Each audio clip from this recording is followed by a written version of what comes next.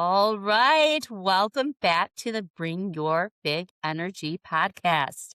Listeners, today we're starting with a question. Let me ask you something.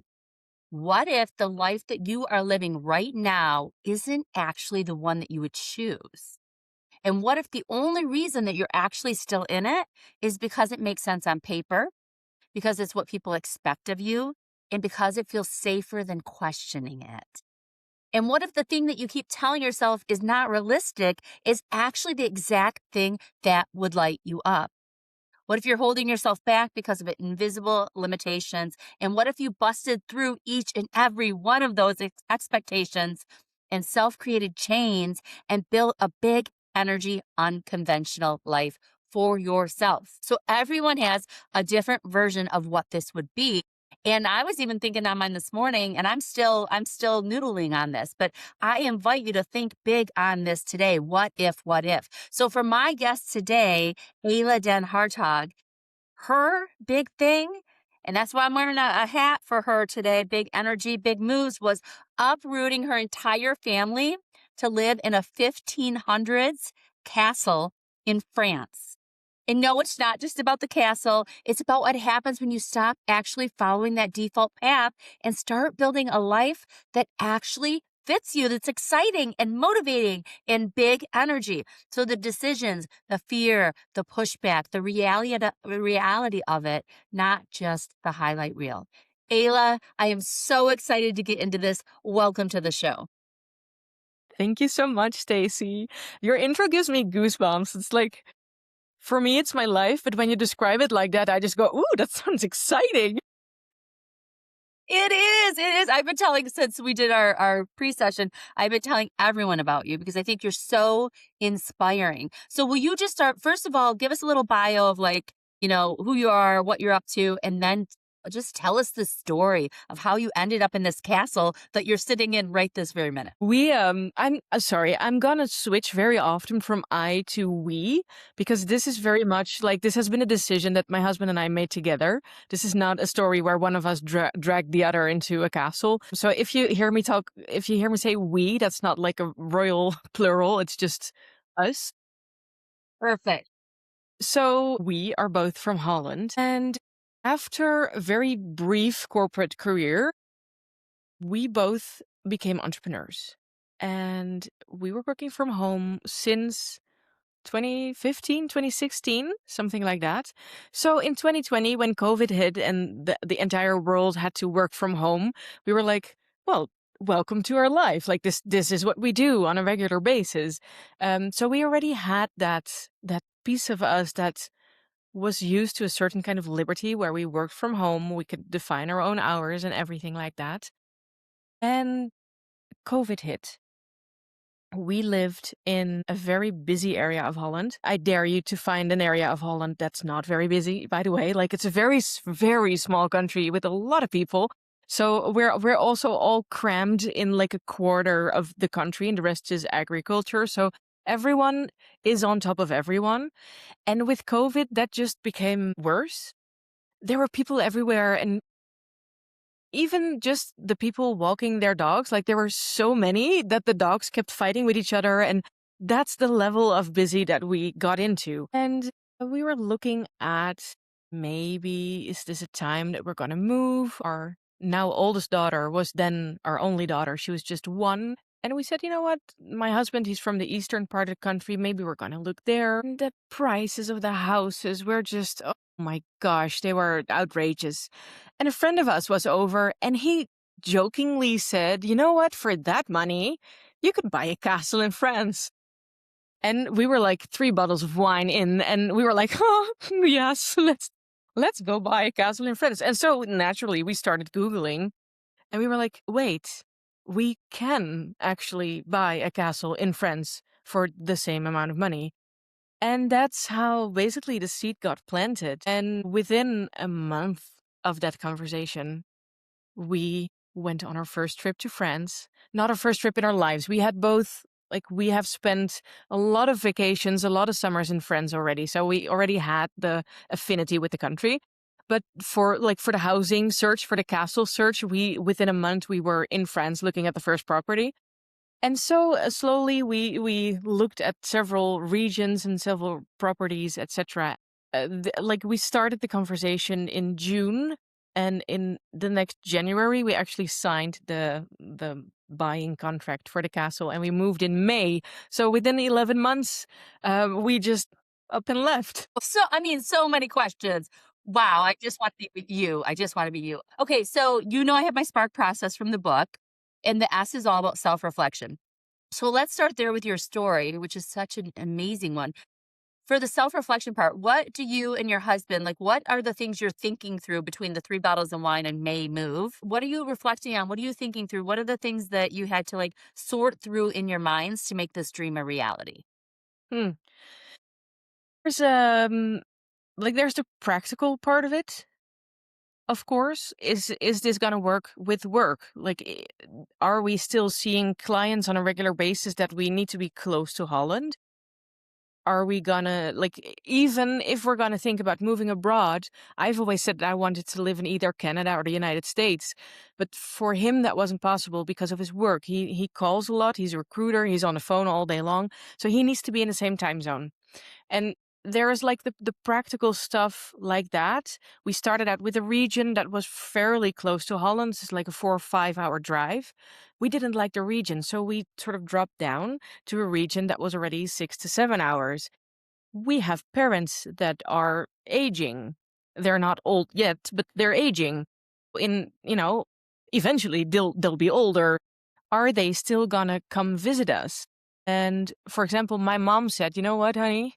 Anything that's over a 6 hour drive, I'm gonna do in 2 stages. Like I'm gonna overnight somewhere and then do the rest of the journey." So for me, honestly, it's fine. I'll just make a little trip out of it. But it's the practical stuff like that that was good to know. For me, it was more, I remember we were sitting somewhere. We rented an Airbnb to go check out a castle. We were sitting there and it was so lovely. And our daughter, she was playing in the garden. Everything was quiet and the air was fresh and it was just a dream. And at that point, it just sort of gripped me and I was like, oh, but we both have had our childhoods in Holland. Like that's what we know. We know what it's like to just step on your bike and go places. Kids in Holland are pretty free because we have the bike lanes and the whole traffic situation is geared towards people on bikes. So there's a lot of freedom. For me, when I was 6 or 7, I started to go to school by myself. And if we move to France, that's something that we're going to take away from her because that's not the case here. Is that something like the childhood that I think it's very easy to want to have that for your kid as well. Like if you had a nice childhood, obviously. But we're going to offer her something completely different. So for me, that was a bit of a hurdle that I had to overcome and just go, am I going to it's not just me that's jumping into the unknown, it's her as well. That's so interesting. So many of the things that you mentioned, I think are reasons that keep most people stuck. So something bigger must have been pulling you because here's what I heard. Holland's what we know. We have older parents. Do we leave them?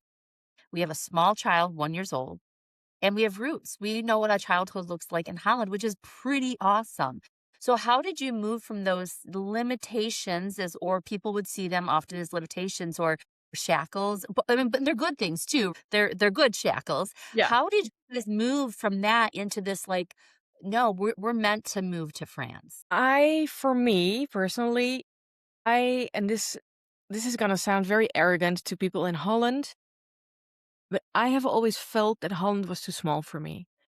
I have always felt the pull to adventures, to move somewhere and live a big life.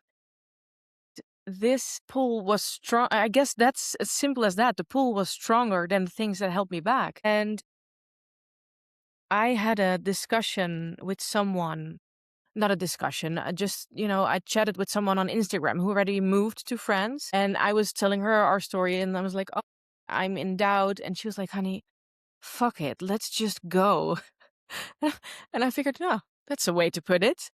And one of my best friends, when I shared my doubts with her, she said, "You know what, honey?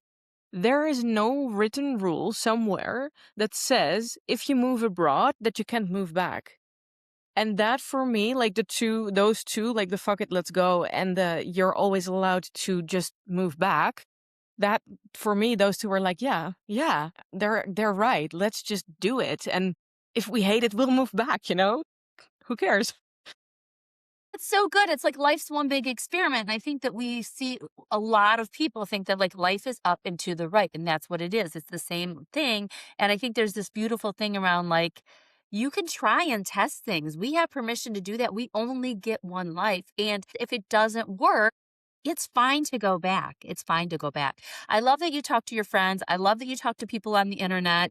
I always tell my coaching clients to go do all the research, talk to people who've walked a similar path or something that is at least like similar. And so, but on the other side, there's always the Nancys and the Karens. No offense, I don't you guys have that in Holland, but we got lots of Nancys and Karens, unfortunately. Those people that are going to judge you and they're going to give you their opinions. Did you have any of that?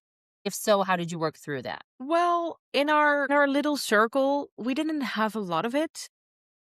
I think that our parents were not disappointed because as a parent, don't you want the coolest life for your kid? It's just too bad for them that it's 1,000 kilometers away. And I know that they were the grandparents and they were sad that we were taking our like their grandchild away, which I totally get. But we were like, we're gonna work around. It's gonna be fine. We live back then. It was 2021, and we said, you know what, we're living in 2021. There's always FaceTime. It's not like we have to write letters through pigeons anymore. It's gonna be fine. Yeah, and I honestly don't really care about other people that are outside of my circle, especially not the Karens. That's just, they are projecting something of theirs onto you. Their fear that has always kept them back, their judgment that they were afraid to get if they would have made a big move, and they're projecting their shit onto you. And that doesn't really get to me. Like I'm sorry for you that you have that feeling. Doesn't apply to me. And so it was kind of easy to just say, okay, yeah, we're gonna do it. Love that. That is such a great thing for our listeners. I love the saying, other people's opinions are none of your business. But I also love this, like, it's never about you. No. It's never about you. It's about them, 100%. Like, I have naysayers like, why would you start a podcast? I'm like, well, then don't press play, sis. If you don't want to listen, don't press play. But I'm doing it because it gives me big energy and I absolutely love it. And so I think the minute we can remove ourselves from the other people's opinions are just that, their opinions, but they are basically a mirror looking back at themselves. That is Exactly. so freaking good, Ayla. That's so good. Okay. So when we think about purpose, so you've walked into this purpose of a big life, and that's what you're creating for you and your daughter. And when you picture the life that you're building now, and we're going to get to the castle shopping listeners. I know everyone's dying to know what's happening with the castle. When you picture the life that you're building now, what does it give you that your old life couldn't? We are here nearly 5 years now. Okay. And it has given us so much, so much. It's given us a lot of freedom, literal physical freedom. We live on land. Our situation is kind of unique because a lot of castles are pretty isolated. And we were specifically looking for a castle that had the ground, hectares. Sorry, I don't know like the American units. So it's like 40,000 square meters. Okay. And the castle is situated right in the middle. So we're in like a square and we have neighbors, but they're far enough away that if I were to stand naked in front of a window, like nobody would see it, nobody would care. But if something were to go on, I could just run down a driveway and yell help and somebody would come.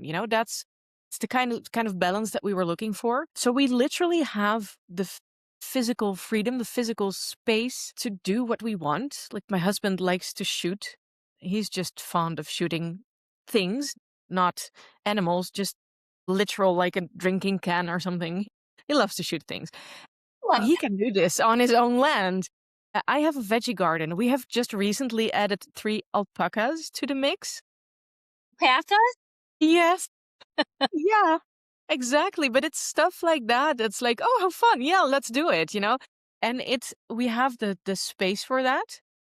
So that's more on like a practical physical level. And sorry, I need to touch my camera before it goes black. And on a more not spiritual, but more personal and fulfilling level, what I really love is that when you live in a castle that's nearly 500 years old, it's nothing is easy. Everything you touch crumbles, and it's not like if you want to paint a room, you have to prep it. You can't just buy paint and paint a room, you know? And so what my daughters are learning, because by now we have two daughters, we got one here in France. Um, what they're learning is that if you want something, you have to put something in. And whether that's you working yourself to make it happen or you working to make money so you can pay someone to make it happen, that doesn't matter. Like we do both. But I really love that they're learning that when you want something, you have to put something in. And that's when I compare that to a lot of our friends back in Holland, hoping to not sound disrespectful right now, but their kids don't have that. Their parents earn the money and they see things coming in, but for them it's like, oh yeah, daddy works and I get stuff. And here it's very much daddy works and in the weekend he works too, because then we get to have like a nice terrain or something like that. I really like that they're learning to put something of themselves into life to make things happen. Oh, it makes such a difference. I absolutely think it's gonna build such, like, grit and resilience, and I personally did not grow up in a castle, but I grew up in a 1,400 square foot house that was 150 years old, and on a random Tuesday, Ayla, my parents would be like, "Should we knock that wall out? I think we should knock that wall out. Let's do it. Okay, let's do it." And it just would all of a sudden there'd be sawdust flying and sheetrock and all the things, but I think it made our house always so much more of a home because it was our blood, sweat, and tears into it. So I like Exactly. that lesson for your children. I think that's a beautiful gift. And I think what I'm also hearing is there's trade-offs. And you keep saying, like, I don't want to disrespect Holland people. I don't think you are. I think people want different things in different lives. And so while your kids are not getting the biking that you kind of wanted them to have, they're getting this like really like grit and like love, putting love into a home. And that's really important as well. And so it's just there's trade-offs with everything. And so we just all get to choose what our different trade-offs are. Yeah, I lo absolutely. Okay, so now let's go castle shopping. You told a little bit about what you're looking for, but number 1, excuse my ignorance, how do you know if it's a castle or just a big brick house? Number 1. I know it sounds crazy, but not all the listeners know. And then number 2, how do you shop for a castle? It's fun. It was a very fun time. How do you know it's a castle? You don't. It's really, there are 40,000, yes, castles in France. And some of them are like palaces, massive. And some of them are, when you look at them, you just go, that's a house. I don't know what makes a castle a castle. Ours is very much a castle because we have two little towers up front, like they're little cute little towers. But for example, we have friends that live in a castle too. That's what you do. You've become friends with other people who also are crazy and live in a castle. As one And does. theirs is really one of those castles that was built to defend land. So theirs is way more bulky and doesn't have frilly stuff onto it. Ours is very much a leisure castle. We don't have the shooting holes in the walls through which you can shoot your arrows, and we don't have a moat and stuff like that. But we did most of the search online. And the system in France is very different from what we were used to in Holland. In Holland, there's just one website. And when you want to sell your house, you pick one realtor that's representing your house. Here in France, it's the other way around. If I want to sell my house, I could say, you know what, I'm just going to spread my chances and I'm going to hire 5 realtors, and whoever is the one who first sells it gets the commission. So obviously, they don't want to gather all the information on one website because they want to have that competitive advantage. So there are realtors that specialize in castles, but then the same castle would be for sale at like a smaller realtor as well. So when we saw something that we were interested in, we were just trying to gather as much information as we could from the different websites. They usually don't give the actual address of the property because they want to guarded. So what we got really good at is that they do give you the map of the, I don't know how to say this in English, the shape of the land that you're buying. And whether there's a road or a source or something like that onto it. So what we got really good at was comparing and overlaying that map with actual Google Maps to try to find out where the property was. Because very often you would see something online and we would just look at it and go, that's too cheap. Why is it so cheap? And Yeah. then when we would look at the map and finally did the math, we would figure out it was right next to like a pig farm or something like that. And it was just, I think we looked at hundreds of properties online and we just narrowed it down per region. So as I said, we started in a region in the Champagne region, which is a little bit closer to Holland. We didn't really like the nature there. It's a lot of agriculture and windmills. Like that's what it was. That's what we saw at least. And we were like, this is not it. Then we switched over to the Loire Valley, which is like 2 hours left of Paris. Lots of castles there. And we were actually very proactively looking at one castle there. But then COVID just came sort of like it had like a new wave. And there was a rich family from Paris who were like, we're not gonna do another lockdown in the city. And they just came and bought the castle. And we're like, okay, so that's that. So it's not that one. And finally, we then said, okay, so this is not the castle then. Do we stay in this region? This was the region for which my mom had already said, like, if you're going to go further south, we're going to make it a 2-day drive anyway. So go crazy. And I said, I really would love to live in an area, in a region where there's tons of really medieval villages. For me, that was like the friends of my youth from the vacations is when you go out and there's these little villages that have a boulangerie, a little bakery, and like a small square with a little restaurant and the really old buildings. So I said, if we're going to move to France, let's really move to the France of our dreams. And so we dropped down another 2 hours to the Dordogne region where we are now, southwest of France. So we are now about 2 hours right of Bordeaux. And we came here in the Christmas holidays. Like trees are bare, shops are closed. We have the low season here. This region thrives on tourism. So very much like the winter is just, it's dead.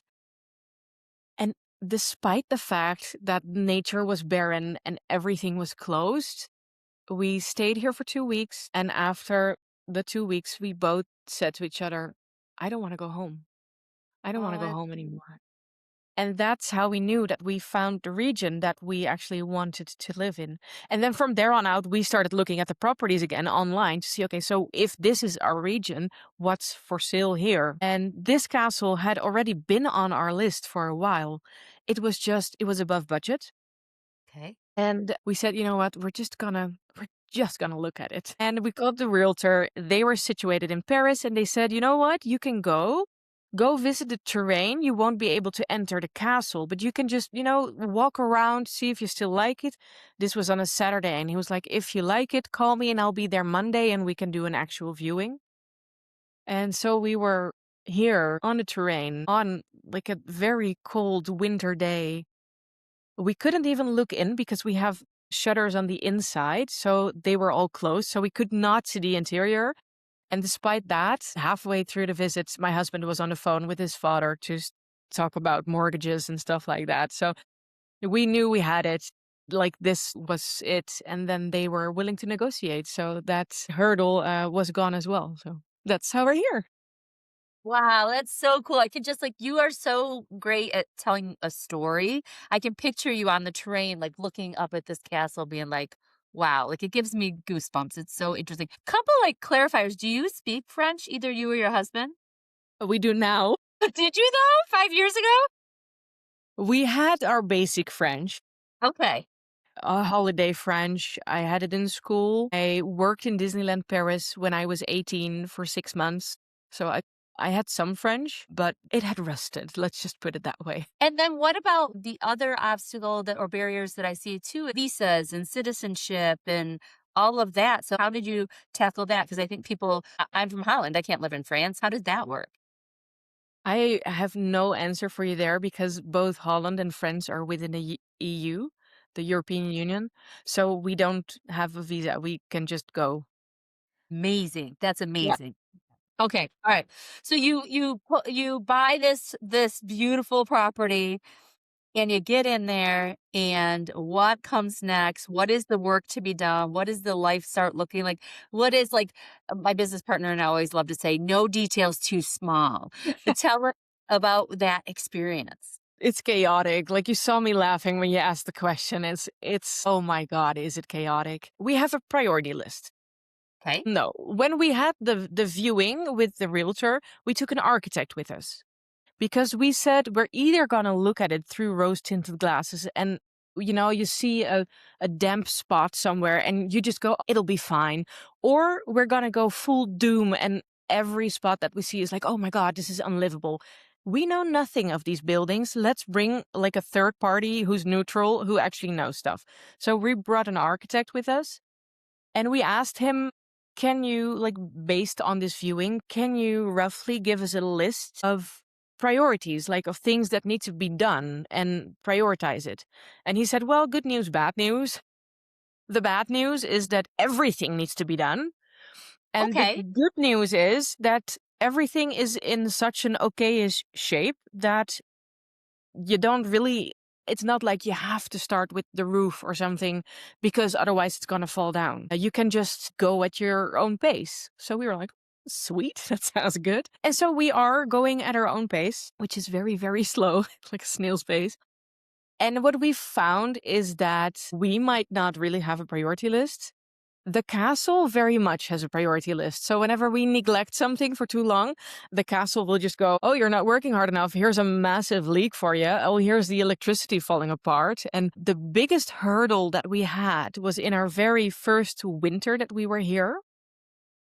I was pregnant with our second daughter, and we had the coldest winter that they'd had in like a decade or something. Okay, it was cold. And the electricity just went out. It just went out. And we were like, oh, shoot, electricity went out. Don't know what happened. It happens more often. So, but we couldn't get it to turn back on. And it turned out that there's a transformer between like the actual electricity grid in France and then to when it gets to your home. And the transformer in between like the nationwide electricity grid and our home had blown, but it was a complicated thing, and it was a contract from the 60s.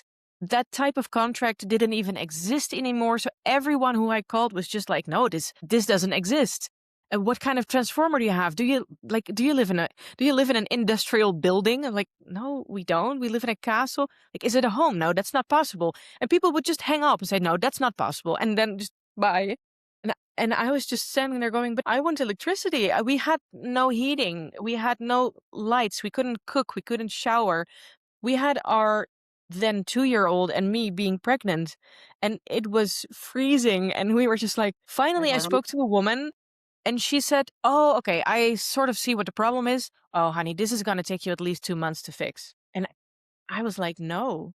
No, I don't accept this. We're gonna take care of this in 2 weeks. We're gonna do this. It took us 2.5 months. So she was being kind with her 2 months. Absolutely. Yeah, there's one thing that we did throughout because it was a grueling experience. I have a photo of me. We had one with extension cords. We had found one socket that still worked.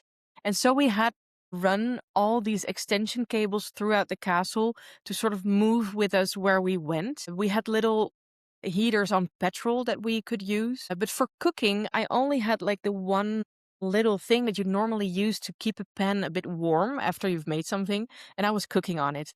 No electricity. So I was wearing like a miner's lamp on my forehead. And the problem is when it's really cold, the food you're cooking gets really steamy. And because I had the light bulb on my head, I would just shine into the mist and I could not see the contents of the pan I was cooking. I was just, every time I was cooking, I was just waving my hand, trying to get like the mist away so I could see the state of my food. Oh my God. It's like you're camping inside your castle. It's like that's Yes, what this is. That's great because absolutely. your castle must be over 500 years old then. No, it's built in 1542, so it's 480 years old. 480 years old. My home was built in 1994, and I feel like it's constantly telling us what it needs. So that is just so crazy. What has surprised you most, do you think, about living there and the journey and where you've gone the last 5 years? It's basically our own resilience and mindset. I always like to say that we both live on the naive side of optimism. We'll just figure that everything will turn out fine. It'll be fine. I don't know how or when, but it'll probably be fine. And that has really helped us a lot. Also, sticking to the vision. I really have found that I'm apparently a visionary because when we are in the winter, we still don't have central heating. We have a lot of electric radiators throughout the castle. So it stays warmish. And I can just walk down a hallway and think to myself, it's so beautiful. It's so cool. What a cool building. Imagine if we had central heating. And then I can get so sort of fixed on that vision that I don't even care that right now we don't have it. It's like the where I'm going is what keeps me going. I love that. You're right. We so often are in the present, which can be wonderful, or it can be present in the present, but it's painful. And so it's this ability to see, it's really hope. It's the ability to see a vision and to see hope of the future. I mean, I really think people who go through really hard things in absence of that have a really hard time. Whether you call it faith or vision or hope or whatever it is, it's really, I think, one of the key contributors. I actually have a tattoo that says hope. So that's why I had to laugh when you said it's hope, and I was like, oh, that's funny. I have hope. I have hope right here. I love that. And so, one of the other things that we talk about here on the show is the A in Spark, which is abandon. And this is where most people stop. So, you actually left a version of life that was pretty stable. You knew you had electricity, it was known in a sense on paper. So, what did you have to let go of, whether it was security or identity or other people's expectations, as we talked a little bit about, to be able to make and stick with this decision? I think for us, it was mostly social backup. We don't currently have family around or friends around who, if something's going on, we can say, can you take the kids for an hour? It's starting to come because our kids are in school and friendly moms, and we've had several occasions yet where someone has said, you know what, let me know if it doesn't work for you, I can take your kids. And I was like, oh, this is new. But we don't have our parents around to watch them or something. So my parents, they come by 3 times a year, I think. And then they rent a little cottage somewhere in the area, and the kids are now old enough to actually go stay with them for a week. And that's just the most luxurious thing ever because we don't have date night, for example. We don't because we don't have a babysitter. That system works really different here than it does in Holland. And we haven't yet found someone who can babysit for an evening. So that social backup is something that we've left behind and that we're really feeling like on a regular basis. They're 6 and 3, turning on 7 and 4 soon. So they're still pretty little and pretty demanding. That's something that would have been very nice to be able to keep, but that we've really left behind. And also, there's a certain ease when you're in your home country because it's easier to make new friends when you can speak your native language. It's easier to join a new sport when you can actually understand what the instructor is telling you. Stuff like that. I took up horseback riding again after a gap of 20 years, and I had to relearn everything. And the process of trying to do something with your body while someone is giving you instructions in French, that was mind bending. Like the first few lessons, I was like, I don't know. I can apparently either use my body or my brain, but not at the same time. Yeah, so there's a certain ease there that we had to leave that behind as well. So, how do you think about comfort versus growth then, given all of that? Always growth over comfort, always. You only have the one life. Let's make it count, Let's make it grow as big as you can. That's the whole point of being alive, isn't it? Yes. 100%, you are so speaking my language. So when we think about results, we talk a lot about success, and I know that we all think about our different versions of success. What do you feel like the biggest ways your definition of success has changed since living this new life? I think that previously success for us both was very material. The fancy car and the fancy bike and the right clothes and stuff like that. I also think that Dutch people in general are like we really rely one of the things that we rely our social status on is stuff. We have a in Holland, and that's one of the things I actually really miss.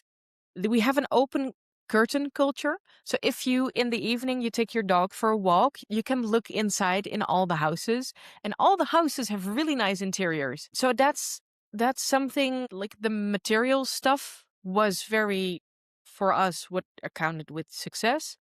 And I think that for us now, it's gonna sound so cheesy, but it's like the happiness in the small stuff. It's I'm redoing my littlest daughter's room. We set out to do it in a week when she was with my parents, and we were like, "Yes, we're not gonna renovate this room. We're just gonna, pimp it a little bit. Just paint it and wallpaper it and just go." That was 2 months ago, and I'm still working on it. And yet whenever she peeks into her room, she just goes, "Oh, mommy, I love my princess room so much." And that just like that little thing, like it's not even finished and she already loves it. And last year, we have had a major renovation of the pool area. And so today, for example, it's mid-April, but we are like in summer like temperatures here. So they are now coming home from school and we'll have dinner up there at the poolside. And even that little hour there is transporting us all into a holiday mode.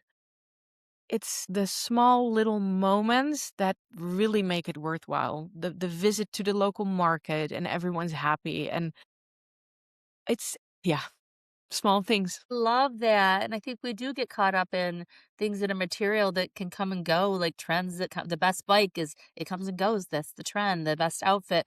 I've never been a purse girl, no hating on the purses, but the purses, the trend comes and goes. And I think what doesn't come and go are these moments, are these little things, are these small joys that we're allowing ourselves to be in.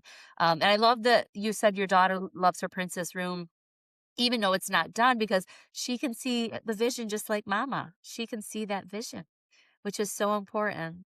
So your story is a kind of story that creates what I call like kinetic energy. It creates movement and inspiration in people. I know that it will. I know people are going to love to hear this. So for someone that's listening right now that feels that pull towards something bigger but keeps waiting for more maybe certainty, what's one mindset shift that they need to make to get out of their own way? Can I give two? Okay, I love to. The first one is I have a tattoo on my back. That's one of those tattoos that you get when you're 20 and then along the way you go like, did it really have to be a tattoo? I'm probably also like the only person on this side of the ocean who has an actual Tim McGraw tattoo. Well, that's a fun fact. On the top of my back, it says, "Live like you were dying." And that, like his song, Live Like You Were Dying, has made such an impact on me when I was younger because it's just like the whole song. If you haven't listened to it for a while, go listen to it because it's really like, what would you do if you knew that you were dying? And well, we're all dying. We don't know when, at what age, but eventually we're gonna die. So let's just make the most of it, Let's do it. And it's maybe it sounds more easy than it is, but you only have the one life. You might as well make the most of it? So that's the one mindset that has really helped me through a lot of the things. And also with this move, the lady that said, "Fuck it, let's go." And I was like, yeah, yeah, you're right. Fuck it, let's go. You Yep, only live for once. sure. You're right. Yeah, it really like it's not untrue. And the second mindset shift that I would like to share is that I truly, truly believe that what's meant for you will find you. I have never in my life dreamt of being an astronaut going onto the Artemis to fly around the moon. Like, that's never in a million years would that path find me. It's just not something that's meant for me. it won't find me. But I've always felt this pull to go live abroad, to live a bigger life, to follow my dreams, regardless of what the rest of society thinks of it. And so I think that for a lot of people, like if you have a dream, what's meant for you will find you. That dream is there for a reason. It's there because you can make it happen, or is possible for you to go live it. And at least to some extent, it's there for you because it means something for you. So if you have that, go follow that little thread and see where it brings you. So good. So live like you were dying, buy the damn castle, right? Yeah. The other or whatever your version of a castle is, listeners. Although I want to pull up in the castle, I want to be best friends with you now. I just want to be in the castle.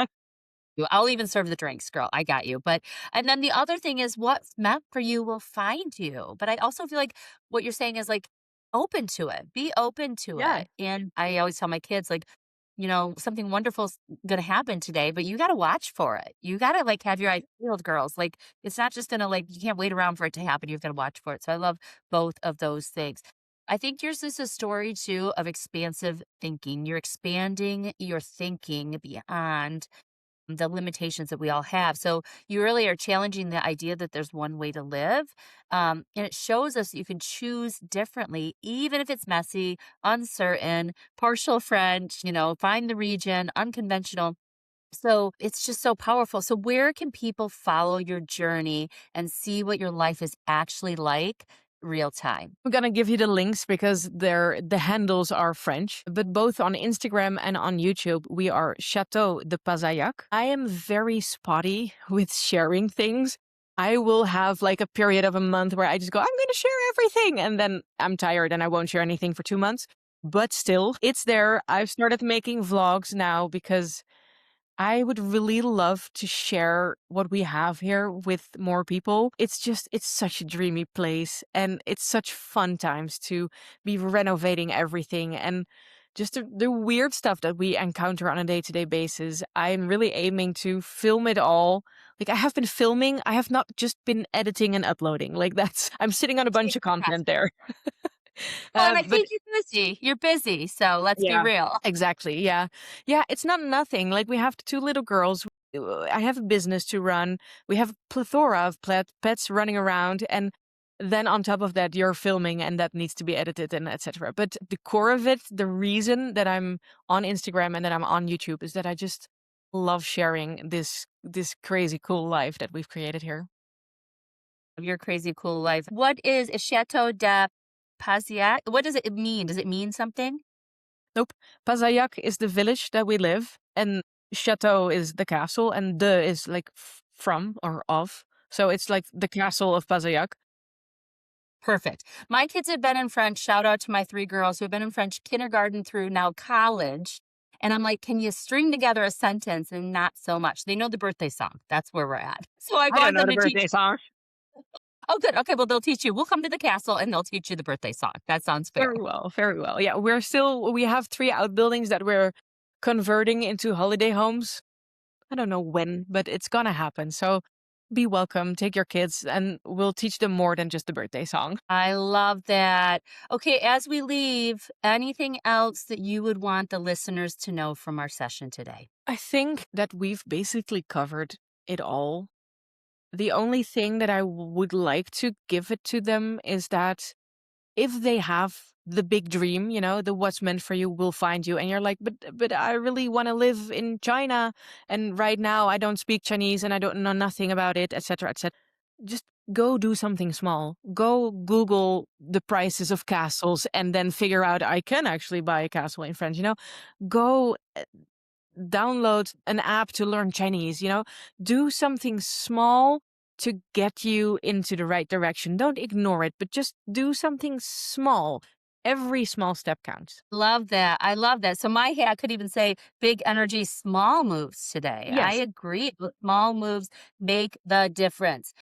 So, Absolutely. listeners, if something about this conversation stuck with you today or inspired you, do not ignore it. Start small. That's usually the part of you that knows that you're ready for something more. So, thank you, Ayla, for being here with us. You are such a dream to chat with, and we are so excited about your crazy cool life. And until next time, my friend. See ya. Thanks for having me. Thanks.